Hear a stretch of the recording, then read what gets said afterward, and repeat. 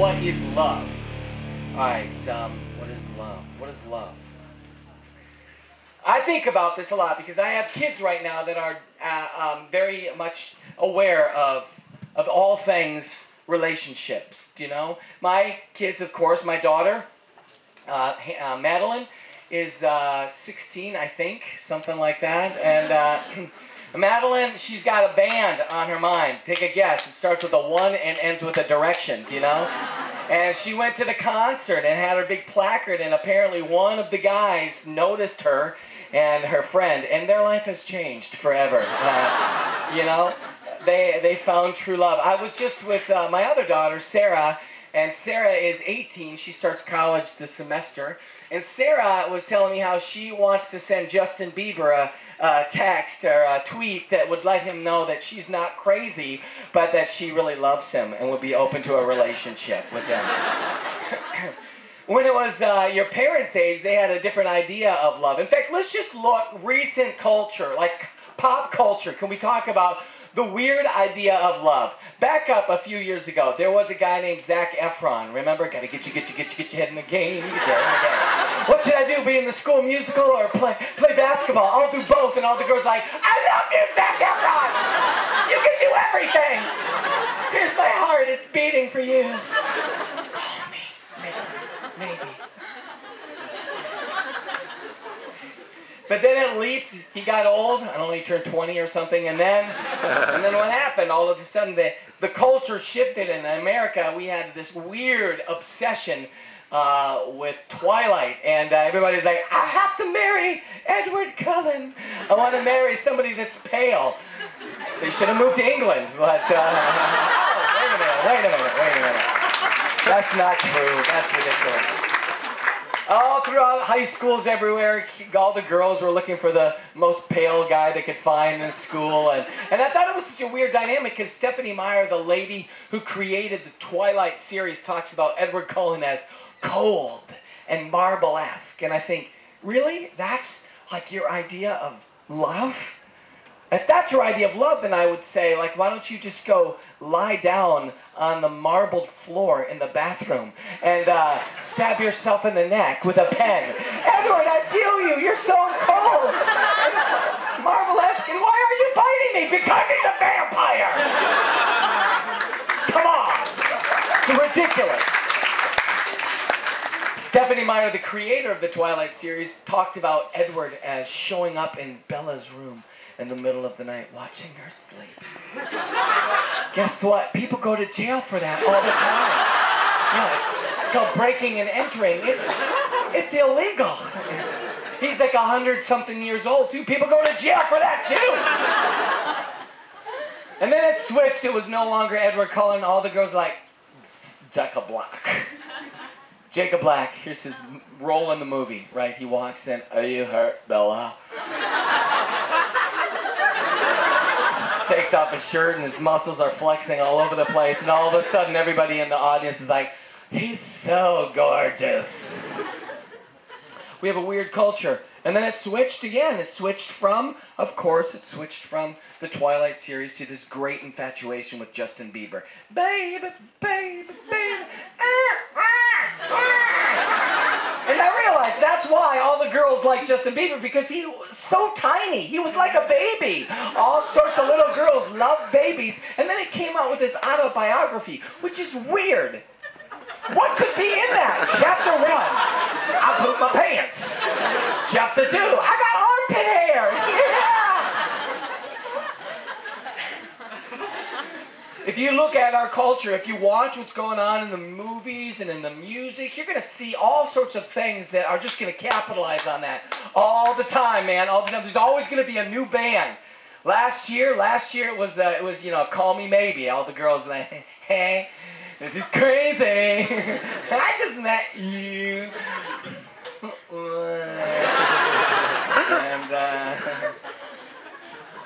And then of course One Direction, which I have to make fun of them for just 2 seconds because that's what makes me beautiful. You better see it. Anyway, I think we're gonna open up the back. If somebody starts to, like, put in a paraplegic, through the roof, I'm going to have Father come up here and take over. All right? I have 4 simple things that I want us to look at. Now, here's the truth, though. Look up here. Ignore that. Ignore that noise. Yeah, so here's the truth is that if you were to look at what's going on in the media, what's going on in pop culture, in our music, it's always going to be the big wide road. It's going to be easy. It's going to be marketed perfectly. It's going to sound good. It's going to look good. It's going to be flashy, a lot of glitz, a lot of glam. In other words, it's going to appeal to all of your senses. Are you listening to me? But here's the hilarious thing is that while at times our culture does stumble upon true love, real love, it does display it occasionally with beauty and excellence, it's very rare. And oftentimes it's very mutated. I would ask girls a lot, I would say, so what, especially even my kids, like what's the greatest love movie that you've seen, love story, like movie? And oftentimes in America that was The Notebook. They loved The Notebook. And why? Because here's this old guy who's reading the journal of their story to his spouse who has Alzheimer's. And there is something very powerful about that. There's so powerful of something about that, you know, that noise, man. I feel like I'm about to meet Jesus. But let's get to the 4 things. The 4 things that do not change. 4 things that I believe are always connected with love. 4 things that I believe are necessary in a relationship for it to work. And I guarantee you that relationships that do not have these 4 qualities in it are not only not working, but are probably falling in step with what the world says love is. 4 things. You're going to find these in all of the lives of the saints. You'll find these in Our Lady's life. And you definitely are going to find this in the very work and ministry and mission of Jesus Christ. 4 things. I guarantee you that nobody, as a newlywed, looks into the eyes of their potential, like, future spouse here, or rather their spouse as a newlywed. They don't look at their newlywed spouse and say, hey, guess what? I can't wait till we get divorced in a few years. Nobody ever gets married thinking, it's just not going to work out anyways, but at least we'll have a few years, and then I'll try somebody else later. Everybody, when they get married, and even from a very young age, girls are oftentimes going through all sorts of pictures to figure out what's their wedding dresses going to look like, what's the wedding party's colors, you know, what are they going to eat, where are they going to go, what church will they have it done in. It's a big deal, right? And so what is this? How do you connect the dream that we have, the great dream of being loved and loving others, with a lasting love that really does work? Now, I married my high school sweetheart, which is rare for it to be successful. For over 22 years, we've been together. I've been married to Linda so long that I can be in the same room with her and not say a word and still know I've done something wrong. That's true, that's true. You know exactly what I'm talking about, don't you? You're already in trouble, aren't you? Yeah. Here's the first. Let me hear say sacrifice. Now, we don't like to think about sacrifice as an important quality in dating or in real relationships that are functioning and working, but you always have to have sacrifice connected to love. In fact, love is necessarily going to have sacrifice as a part of it. And so the greatest example we have of this true self-giving, this true love, is Jesus' complete gift of self at the cross. Right? And we have a beautiful sister of charity here, and as not only her order, but many of the other beautiful religious orders that are out there, they recognize the importance of sacrifice. It's intrinsic, in other words, it's necessary connection with what love is. You can't just say, I love you, I warm fuzzy you, I have an emotional feeling for you. If I say I love you, there has to be an act that has sacrificial qualities to it. Yes? Yes. Think about the greatest example of love in your own personal life. Sacrifice was necessarily involved in that. That would be your mother, whose very body changed because of you within her womb. You know? She changed. In fact, her body became the very sustenance and source for your life. She nourished you. Her body was a complete gift for you. She never needs to get tattoos. She has stretch marks all over her tummy that basically say, you were there. It's true. Sacrifice. And your mom would sacrifice, not just after that birthing moment, but she continued to sacrifice as she got up in the morning to feed your demand your demand for nourishment, and your demand for clean diapers. In fact, probably the majority of you, if you thought about the parent that has most impacted you, would be your mother. And that's an important truth, actually. Sacrifice.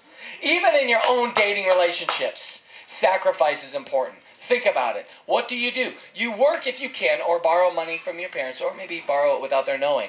And then you take that money and you go out and you take all that you've done, all this time, all this talent, all this effort, you save that money so you can go and sacrifice all of that financial gain for their glory. You want to honor them. You want to share the joy of how much you love them. So you'll spend every last pence that you have on them. You'll buy them jewelry. Here's the unicorn charm. I love you so much. Let me buy you some dinner, You'll sacrifice your finances because you know that they're worthy of that sacrifice. Picking up what I'm throwing down? Are you listening? In fact, if you go somewhere and your significant other does not pay for you, ladies, you should just leave them.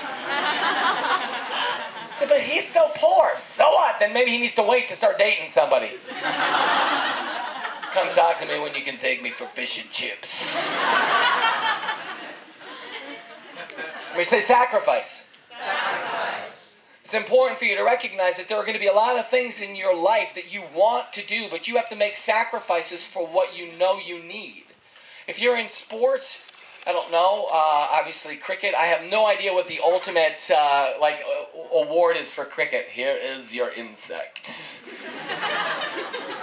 In hockey, it's the Stanley Cup. In football, in the States, it's the Lombardi Trophy. You win the World Series. Even in the Olympics, you want to go for the gold. You're going for the gold. You want to be the best of the best. We strive, and in order to receive that award, we sacrifice. You listening to me? To get this figure, I had to sacrifice. Why are you laughing at me? Yes, that's true. You look like a sea urchin, like a whale. Yes. Are you from Wales? Anyways, that's stupid. Class, stop laughing at me. Second, let me hear you say service. Service. And again.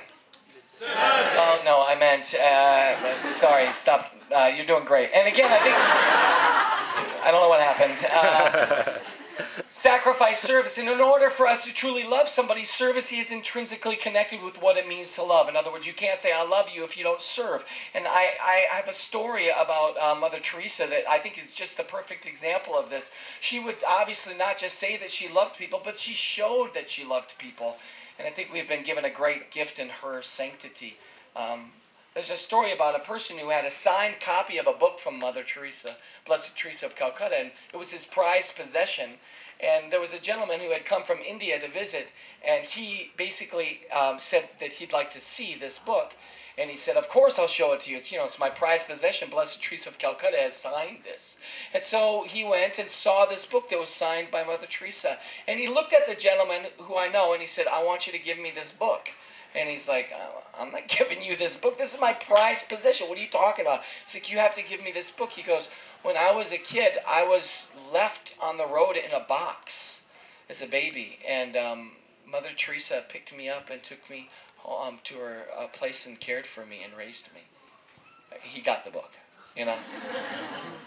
That idea of sacrifice and service, you probably are not going to be walking in the middle of the road and see a baby in a box and pick it up and take it. If you do, take it, give it to her. She's here, right, with Mother Teresa's posse. She'll take the baby. Don't take a baby that's in a stroller. That one's not to give away. All of a sudden, you can have like 3 babies brought to you. Frantically, parents are looking everywhere for their children. Look for the nun. All right. Let me say service. Service. We have to serve one another if we love one another. You know what that's like, though. If you like somebody, let's say you're in school or wherever it is that you're at, and then all of a sudden it's like, I'm so thirsty. What does the guy do? He gets up immediately, and he goes over and he gets the Coca-Cola and he places it before you. My precious. Not complains at all, and he goes and he gets you the Diet Coke and he brings it back and he places it for you as you wish, right? And then what happens?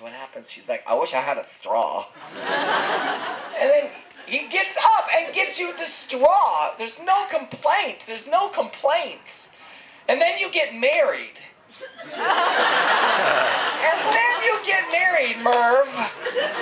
And all of a sudden you hear this weird noise. And you're like, I'm trying to watch the game. What do you want?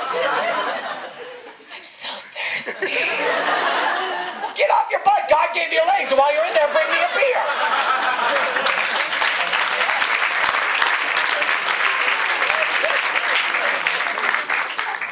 Guys, you know what? You need to start serving that significant other. If you're going to have a relationship that lasts, you need to practice serving so that when you get married, you recognize that, yes, it's going to be easy to start to take those people for granted that you're with long term. But in order for it to be love, you have to serve them. You look at any marriage that's falling apart, and I guarantee you they're not sacrificing for each other and they're not serving one another. Guaranteed. Any relationship that's fallen apart is because they're not sacrificing for each other and they're not serving one another. You cannot remain the same in a relationship if you are sacrificing and serving. The question would be, what are you sacrificing for? What's your ultimate goal? And in a relationship, the ultimate goal would be to ultimately give yourself as a gift to them so that you could bring them to Christ. Listen to me. If relationships are just about hooking up or just some physical sexual encounter, then that's ridiculous. Then it is a free-for-all. It is what the world would say. You know, kind of do whatever you want whenever you want. It could be a relativistic way of living. But if there's something sacred, holy about this union of two people, if there's something in which God is present in this gift from one to another, then we have to look at it differently. Yes, you can see a lot of beautiful things in our culture, but when it comes to love, if you are not looking at that person and willingly sacrificing and serving for them, it's not love. It's probably lust. Infatuation. When a little girl looks at the One Direction and she says to those guys, I love you. She doesn't love them. She's infatuated with them. And I'm sure that some of you want to cut me now because I just said that. But I love them. I'm stalking them. That's not love. That's not love. Here's the third point. Let me hear you say mediation. In order for us to truly love, you have to be a person that willingly mediates. What is mediation? Well, in legal terms, it would be somebody who represents another. And in sacred scripture says that Jesus is the one mediator between heaven and earth. In other words, Jesus knows that he has what you need, which is salvation, which is healing, which is wholeness. And when two come together in a relationship, and that ultimately is leading towards marriage, what's happening is that you're recognizing that you and she, or she and he, that there's this complementarity, and that you have gifts and talents that you can give to help that person become the saint that they're supposed to be. That's the goal. I was blessed to marry my high school sweetheart, but I guarantee you that I right now, 22 plus years of marriage and probably around 25 altogether with dating and interacting, I love her way more today than I ever did when I was a crazy, jacked up, hyperactive, filled with all sorts of unholy thoughts teen. Why? Because I have 20-something years of stories, 20-something years of examples of love as we sacrificed for each other and as we served one another. 25 years of what? Of what? If it were only based on self-gratification, the marriage would never last. Because you can't have that kind of hyperactive, frenzied emotion for that long. Why do you think that there are new games that come out every year for your Xbox and for your PlayStations? Because you can't maintain that kind of hype and momentum. But when you sacrifice and serve and mediate, that lasts. It will last. It's guaranteed to last. We have examples of it lasting in the lives of the saint, and the Blessed Mother, and Jesus Christ, and in marriages that are functioning. Here's the joke. If you meet a couple that's been married a long time, and I always ask this, I say, so what's the secret? I remember this elderly couple, he was 90-something, and she was very close there, and I said, so how long, have you been married? It was an extreme amount. And I said, so what's the secret to this successful marriage? And he says, she's always right. Isn't that right, dear? Sacrifice. Yes, you can fight for that argument and not necessarily. Well, you could win the argument. Let's say that, and not necessarily win. Sometimes you have to learn. There's some things worth fighting for, and I guarantee you, if she asks you to take out the garbage, if she asks you to do this, that, and the other, I mean, you'd be wise to do that. But even as kids, even as young people, it's hard for us to see that dynamic of how do I respect my parents? How do I love my parents? You can't just say, I love you, Mom, and then you don't do what she's asking you to do. That's not loving. I always feel like if your mom asks you to take the garbage out, all you need to do is you need to say, yes, absolutely. I would love to take out the garbage. After all, you gave birth to me. That should be like a contract that you sign as a fetus. I'll take the garbage out without complaining because you gave birth to me. You don't understand. I've seen every one of my children's birth, and I guarantee you, I will always take the garbage out for any woman who asks me to. That alone will scar you emotionally for life. And we say mediation. So what is mediation? Is to give to another what I have. Let's pretend that we're in school together, which is weird because I'm old enough to be your father, which is also weird because I don't even know your mother. But moving on. I'm in school. We're hanging out. Let's pretend I'm super cool. We are imagining, all right? What's up? I'm cool. Hi. And all of a sudden, right, I get up from my cool table and I walk over to your table, and you're at the supreme nerd table. You are all by yourself in the land of nerddom. Do you know what I'm saying? Are you picking up what I'm throwing down? Do you understand me? Do you understand me? So I walk up. All my friends think I'm going to make fun of you because, after all, you're nerdy and I'm cool. And I come over to you, and instead of making fun of you, I sit next to you and we begin to talk and we share our stories, and we find we have a lot in common. You like biscuits and I like biscuits, and you like to speak with accents and I like to speak with accents. We have this time of fellowship we share together, and then I do something for you that you can never do on your own. I say to you, let's go. And I walk you over to the cool table and I say, here's a seat for you at this table. At that moment, your life has changed from a school kind of temporal understanding. You couldn't do that on your own. And when it comes to real love, really, when it comes to understanding in our life, Jesus comes to us and he sees that we're a wreck because of sin, that we've done things that have hurt ourselves and that have hurt other people, that we've been people who have been selfish instead of selfless. And so he comes to us and he grabs hold of us and he brings us to a new table, a table where Jesus Christ gives himself to us, body, blood, soul, divinity. There it is. You have sacrifice at that table, and you have service at that table, and he mediates at that table. And the last thing that he does at that table, and the fourth quality that must be in everybody if they say they're going to love, is advocacy. Let me hear you say advocate. In order for you to be a person that truly loves, you have to fight for those who cannot fight for themselves. And that's why for Catholics, we're always going to have a strong inclination to helping those that are in need. We're going to try to give food to the poor and drink to those that are thirsty. Take care of those that need medical attention. We're going to be people of service and sacrifice. We're going to advocate for them, for the rights of the unborn, for those that are elderly. Why? Because life matters. And that the way that we treat one another, it matters. And so fighting for what matters is a holy, loving quality. Are you listening? Do you understand what I'm saying? In your country, you've done a lot of things as a country to help one another.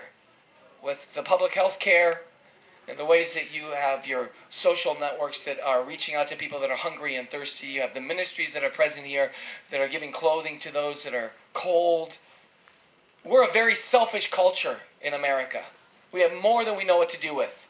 It's inexcusable that there would be anybody that would have need of food and health care and clothing in our country. It's an abomination. True story.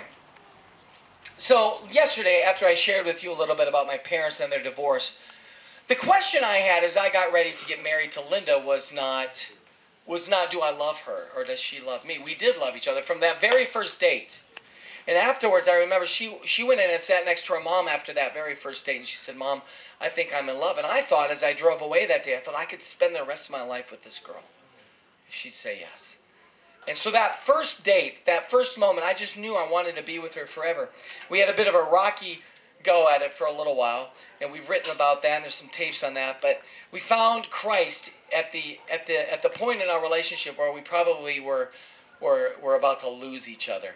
And Jesus reached into our hearts and he showed us there's a whole new way of dating, a whole new way of living. And we started to learn the principles of sacrificing for each other and serving one another and really leading each other to Christ, letting Christ be the first and foremost person that we were dedicated and committed to.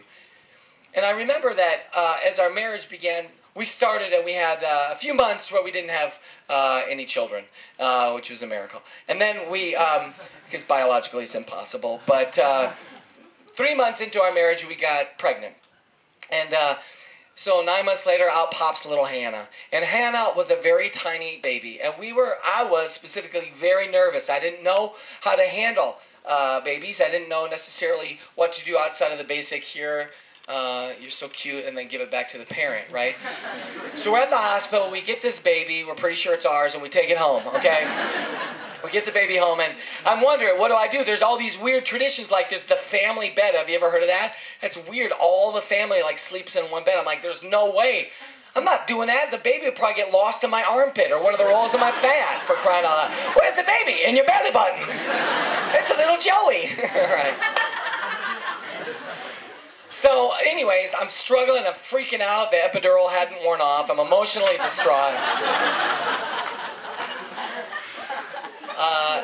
At the hospital, they give you 2 things when you leave. They give you some diapers, and diapers with wipes, and they don't tell you that the baby is going to poop tar at first, and it's going to be, like, impossible to wipe their butt clean for about 7 years. And but then they give you this other little turkey baster thing. It's like a little squishy thing, when you take the do you do that? Do you have like a little squishy thing that you squirt the juices of the bird onto the, do you know what I'm saying? What do you mean no? Everybody else is saying yes. Merv, you have it tough. All right.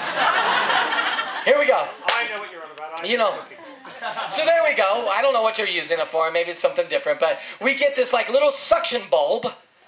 You know what I'm saying? Do you get this? And the reason they give you that at the hospital is so you can suck the amniotic fluid out of the baby if they start choking. So I'm freaked out. I'm 21 years old with a baby. She kind of looks like me. She's got parts. She's got like stuff oozing from her parts, and she's got like this tiny little cry. I don't know if she's mad. I don't know if she's hungry. I'm a nervous wreck. All of a sudden I hear her crying. I'm like, she's dying! I like sucked her inside out almost. She is very skinny today, I will say that.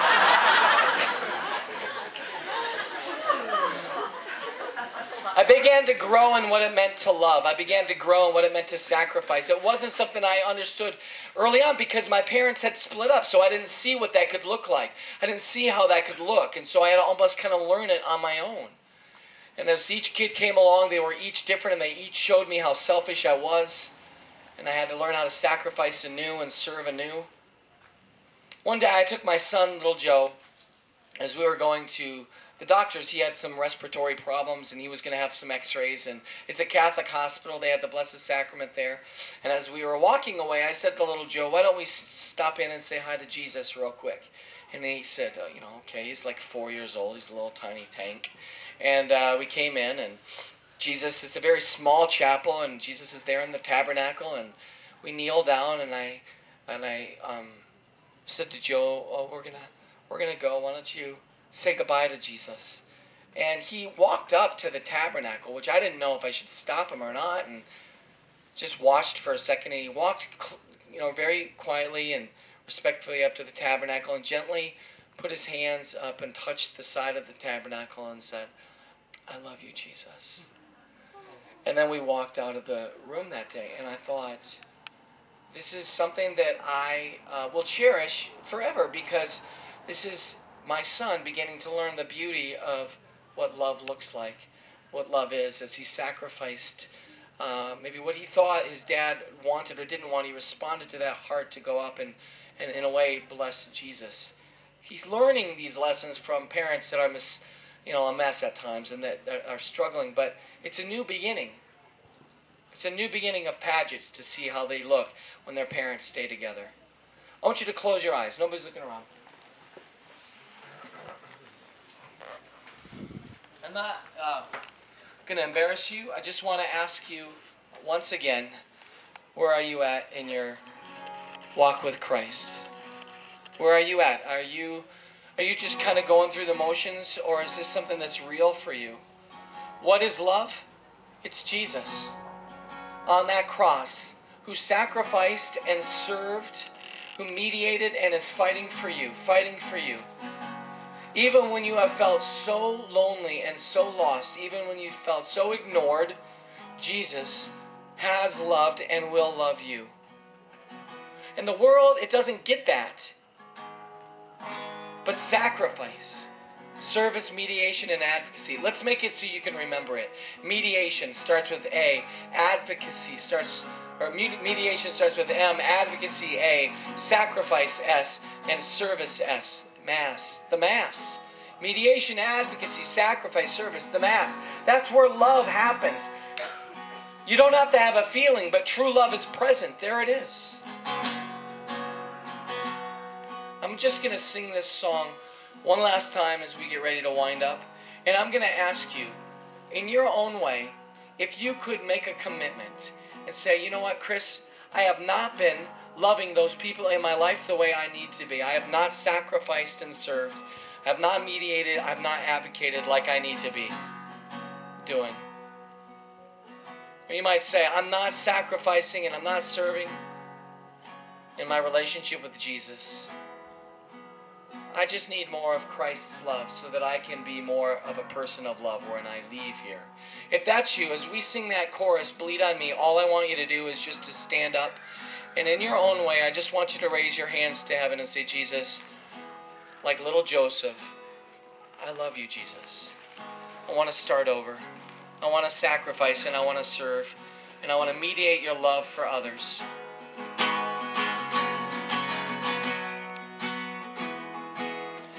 Lord, be patient with me. Christ, be patient with me. I know I'm not patient with myself. And Lord, please hasten to me. Christ, please hasten to me. I know I'm not running after you.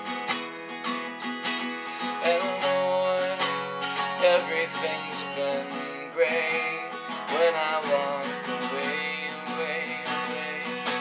from you. And now I've lost my way and I'm crying out to you, Jesus. Here we go. Bleed on me, my Lord. Oh, bleed on me, my Lord.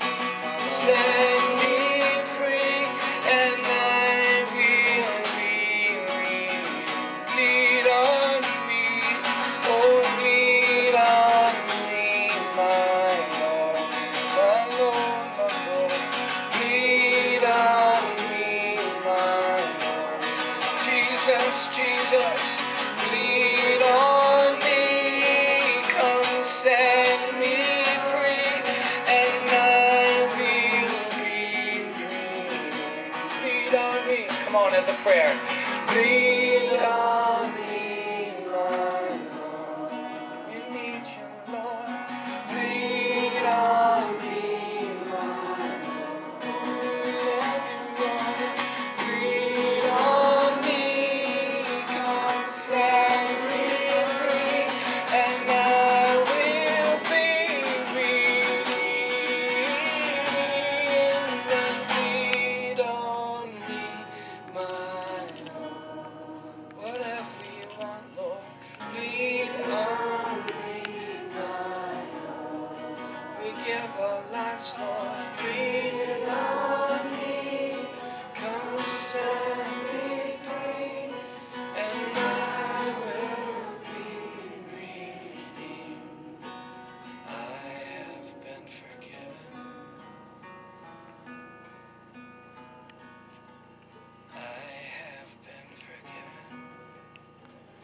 my brothers and sisters here, Lord, pour your love into their hearts. Saint Therese, teach us how to be people of great love. Blessed Teresa of Calcutta, teach us how to sacrifice and serve for others. Saint Juan Diego, teach us how to be open and fearless, presenting the truth of Christ. Saint Maximilian Cole, we pray for us so that we could learn to be sacrificial, be people who are determined to love Our Lady regardless of the cost. St. Thomas Aquinas, give us a heart for the truth of the faith. St. Francis, help us to be willing to give all for Christ, who has given all for us. Hail Mary, full of grace, the Lord is with thee. Blessed art thou among women, blessed is the fruit of thy womb, Jesus. Holy Mary, Mother of God, pray for us sinners now and at the hour of our death. Last time, bleed on me. Bleed on me, my Lord. Bleed on me, my Lord. Bleed on me, come set me free, and I will be